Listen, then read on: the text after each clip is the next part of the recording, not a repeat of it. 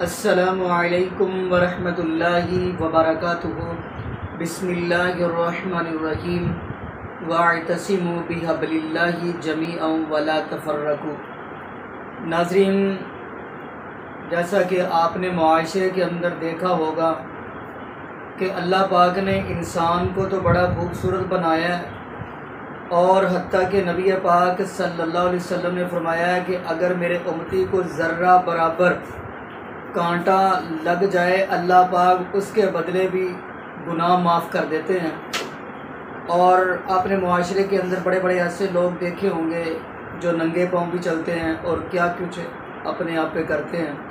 تو چلے ناظرین، آج اسی حوالہ سے ایک نیا ہی فرقہ اٹھا ہے، اسی حوالہ سے جو اپنے آپ کو اذیت دینے میں بڑا خوشی محسوس کر رہے ہیں۔ تو چلے ناظرین، ہم وہ ویڈیو دیکھتے ہیں آخر وہ فرقہ کون سا ہے، پھر انشاءاللہ آپ کو ڈاکٹر ذاکر نائک حافظہ اللہ تعالیٰ کی بھی اسی حوالے سے گفتگو سنائیں گے۔ تو چلیں ناظرین، پہلے آپ وہ ویڈیو دیکھ لیں، پھر انشاءاللہ ہم بھی تفصیلی بات کریں گے۔ چلیں ناظرین، پہلے وہ ویڈیو بھی دیکھ لیں۔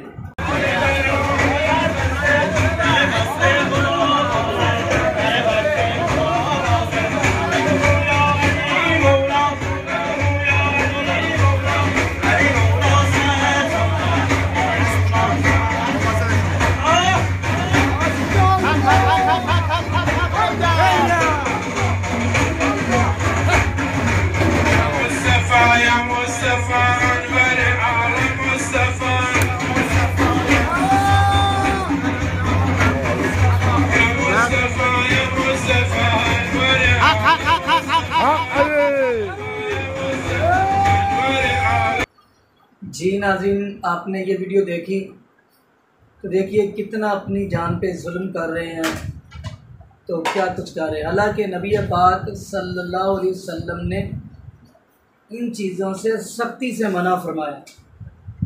تو ناظرین، میں چاہتا ہوں آپ کو ڈاکٹر ذاکر نائک حافظہ اللہ تعالیٰ کی بھی اسی حوالے سے گفتگو سنا دیں، پھر انشاءاللہ ہم بھی اس پہ بات کرتے ہیں۔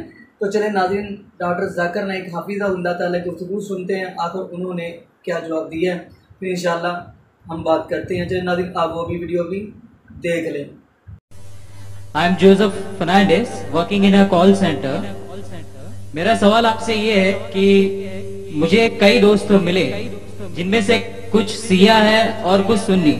جیسے آپ نے کچھ دیر پہلے بتایا کہ جو انسان مانتا ہے کہ اللہ ایک ہے اور محمد علیہ السلام آخری پیغمبر ہے، تو میں مانتا ہوں اس بات کو۔ تو اگر میں یہ کہوں کہ میں مسلمان ہوں تو یہ جھوٹ نہیں ہے، لیکن مسلمان بننے کے بعد ایک نماز پڑھنا بہت ضروری ہوتا ہے، اور کچھ طریقے ہیں جو دونوں ہی دوستوں نے مجھے بتائے، لیکن ان کے طریقے الگ الگ ہیں۔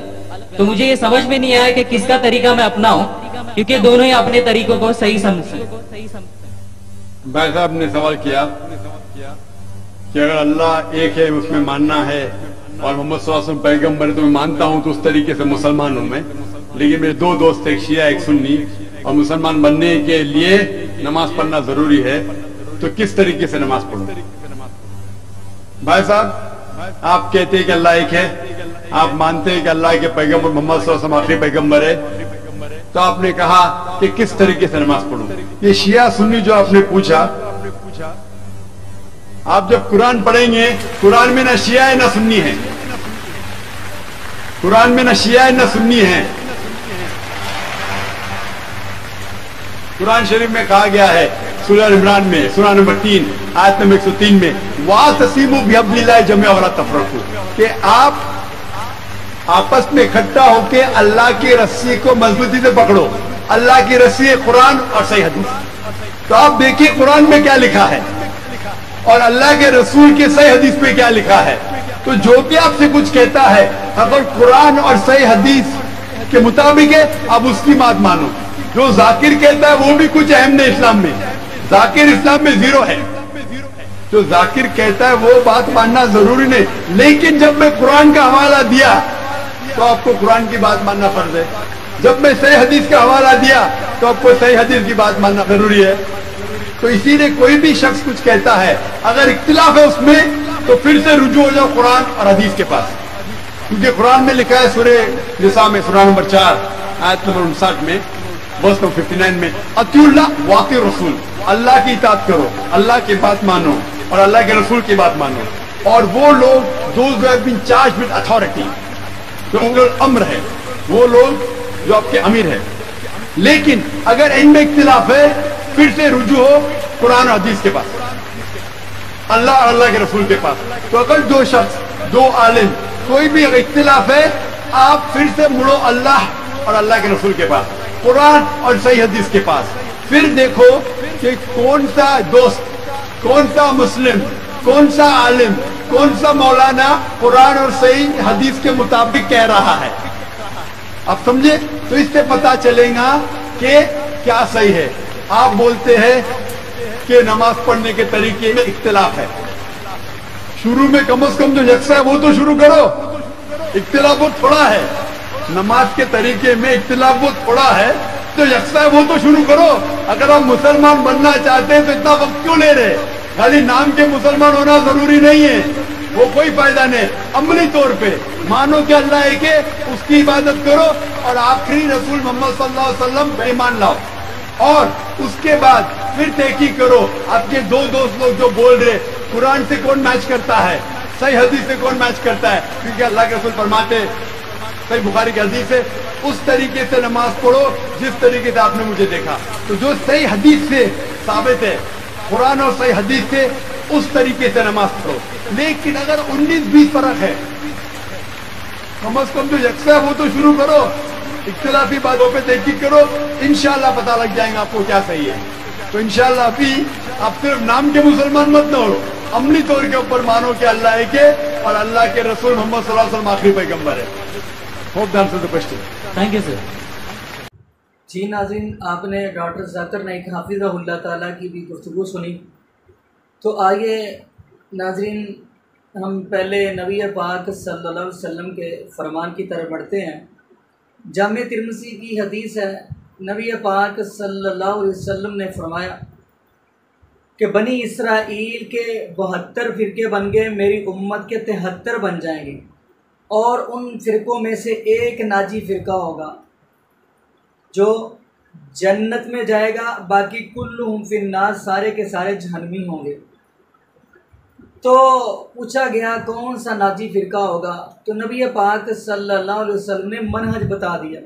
नबी पाक सल्लल्लाहु अलैहि वसल्लम फरमाने लगे, वो फ़िरका नाजी होगा जो मा आना अलैहि व असहाबी, जो मेरे तरीके और मेरे सहाबा के तरीके पर होगा, वो कामयाब और जन्नती फ़िरका होगा, बाकी सारे के सारे जहन्नमी होंगे। और अब नाज़रीन बात करते हैं कि आया अपने आप को अज़ियत देनी, तकलीफ़ देनी, अपने आप को मुसीबत के अंदर मुब्तला करना, इससे तो नबी पाक सल्लल्लाहु अलैहि वसल्लम ने सख्ती से मना फरमाया। जैसा कि आप जामे तिरमिज़ी की हदीस देखेंगे कि नबी पाक सल्लल्लाहु अलैहि वसल्लम ने यह भी फरमाया कि अपने जिस्म को नहीं पीटना, अपने गिरोबान को नहीं फाड़ना, अपने आप को नहीं मारना, ये इन चीज़ों से सख्ती से मना फरमाया। और कुछ लोग आप मुआशरे के अंदर देखेंगे नंगे पाँव भाग रहे होते हैं जी, और अगर कहीं भी जाते हैं तो उधर जाके भी नंगे पाँव ही जा रहे हैं कि जी हम इसलिए जा रहे हैं कि वहाँ पे उनकी हम इज़्ज़त करते हैं, इसलिए नंगे पाँव जा रहे हैं। यकीन मानिए नबी पाक सल्लल्लाहु अलैहि वसल्लम से बढ़कर कोई भी इज़्ज़त वाला नहीं हो सकता। नबी पाक सल्लल्लाहु अलैहि वसल्लम वो अजीम हस्ती है, मसूमुल ज़ात हस्ती है, जो अल्लाह के महबूब है। तो मुस्नद अहमद की हदीस है, नबी पाक सल्लल्लाहु अलैहि वसल्लम के पास एक आने वाला आया और आकर क्या कहता है, अल्लाह के नबी ईमान के बारे में बताया, ईमान के बारे में बताया, अमन तो बिल्लाही, ईमान के बारे में बता दिया, अल्लाह पर ईमान, किताबों पर ईमान, फरिश्तों पर ईमान, रसूलों पर ईमान, तकदीर की सही बुराई पर ईमान। फिर आगे वो सवाल करता गया। अभी नबी पाक ने फरमाया कि 5 नमाज़ें फ़र्ज़ हैं और नफली भी बता दी। फिर फरमाया रमज़ान के रोज़े फ़र्ज़ हैं और नफली रोज़ों के बारे में भी बता दिया। तो अब वो वापस जाने लगा है। देखिए नबी पाक सल्लल्लाहु अलैहि वसल्लम तशरीफ़ फरमाया और नबी पाक सल्लल्लाहु अलैहि वसल्लम की तरफ उसने अपनी कमर की है, अपना पीछा किया और नबी पाक सल्लल्लाहु अलैहि वसल्लम के पीछा करके वो चला गया।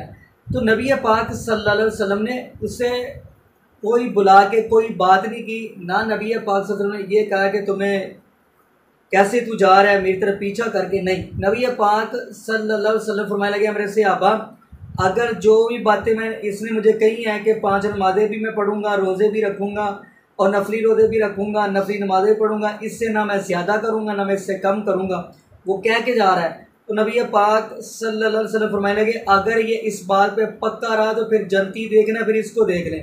یعنی اس سے یہ پتہ چلتا ہے کہ نبی پاک صلی اللہ علیہ وسلم نے تو کوئی بات ہی نہیں اس سے کی، حالانکہ نبی پاک سے بڑھ کر کون عزت والا ہو سکتا ہے۔ تو ناظرین دیکھیے کہ اس چیزوں سے سختی سے نبی پاک صلی اللہ علیہ وسلم نے منع فرمایا اپنے آپ کو۔ اب جیسا کہ آپ سورۃ توبہ کی بھی آیت دیکھیں گے، فرمایا لَقَدْ جَاءَكُمْ رَسُولٌ مِّنْ أَنفُسِكُمْ عَزِيزٌ عَلَيْهِ مَا عَنِتُّمْ حَرِيصٌ عَلَيْكُمْ بِالْمُؤْمِنِينَ رَءُوفٌ رَحِيمٌ۔ اللہ پاک فرماتے ہیں ہم نے آپ کی طرف نبی پاک صلی اللہ علیہ وسلم کو بھیجا، لَقَدْ جَاءَكُمْ رَسُول، تمہاری طرف رسول کو بھیجا۔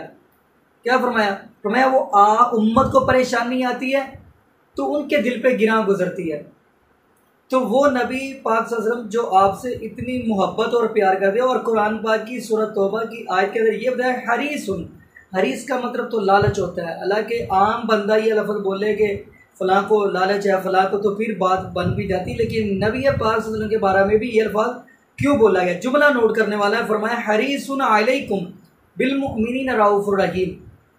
اب میں ایسے مثال آپ کو دنیا کی دے کے سمجھا دیتا ہوں۔ دنیا دار بندہ ہے نا، وہ یہ چاہتا ہے میرے بیٹے کو اعلیٰ سے اعلیٰ کوٹھی مل جائے، اس کو یہ لالچ ہوتی ہے، وہ اعلیٰ عہدے پہ لگ جائے، اس کو یہ لالچ ہوتی ہے، اس کے بعد اعلیٰ سے اعلیٰ گاڑی ہوئی، اس کو لالچ ہوتی ہے۔ لیکن نبی پاک صلی اللہ علیہ وسلم کو ہرس کس چیز کی ہے؟